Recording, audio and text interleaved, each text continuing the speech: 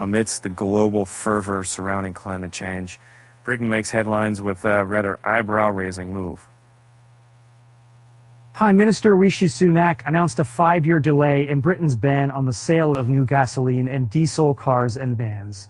Originally set for 2030, the ban now stands pushed to 2035. Speaking from London, Sunak presented this change as a new approach to addressing environmental concerns. According to him, this revised plan will ease the transition to electric vehicles. Citizens will still have the liberty to buy gasoline and diesel vehicles until the need deadline. And fret not, those fond of the rumble of a traditional engine can still support buying seldom in the second-hand market, even after 2035. For the optimist, the silver lining here is Sunak's confidence. He predicts that a significant majority of vehicles in the UK will transition to electric by 2030, courtesy of declining costs, without any direct governmental intervention. At least for now, it should be you, the consumer, who makes that choice, not the government forcing you to do it. Sunak clipped. Now, if you're thinking this move simply harmonizes Britain with its European neighbors, think again. While the delay aligns with the European Union's mandate for zero-emission new cars by 2035, critics argue that it's not an apples-to-apples comparison. Maria Bengtson, EY UK's electric vehicle lead, points out that the UK and the EU are hardly like for like. Unlike many EU jurisdictions, the UK lacks a similar demand-side incentive structure and infrastructure environment. This decision has stirred quite a whirlwind in the automotive industry. Manufacturers like Kia expressed their disappointment, citing this shift as a potential wrench in complex supply chain negotiations and product planning.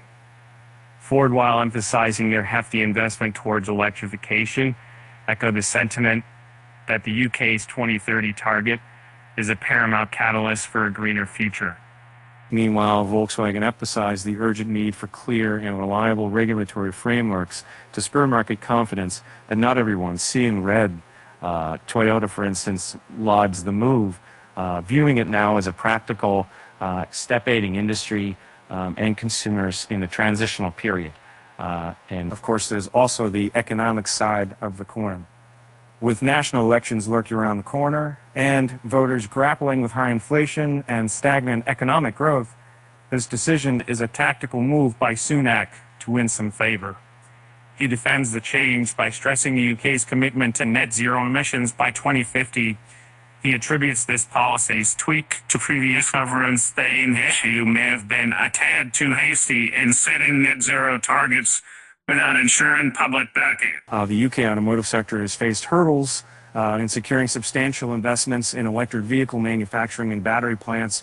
After initial delays, there are finally significant commitments from giants like Jaguar, Land Rover, parent Tata Group, and BMW decided to produce electric minis and Oxford. As with every coin, there are two sides to it. On the face of it, such a move is designed to ease the purported strains of the fast transitions to electric vehicles. Manufacturing is just one side of this revolution. The other, probably even more important side, is the infrastructure. It requires unprecedented investments. A 2030 deadline meant big changes. With that kicked, 5 years down the road, there is less pressure, and the status quo remains untouched for a while longer. In reality, it means growing petrol and diesel prices for 5 more years, increased profits for oil companies for 5 more years, and much-needed electrical grid and charging infrastructure improvements pushed back beyond Rishi Sunak's responsibility. He won't be staying around until 2035 to reap the rewards of his misguided tactics. He'll be criticizing the new government from the comfort of the backbenches by then.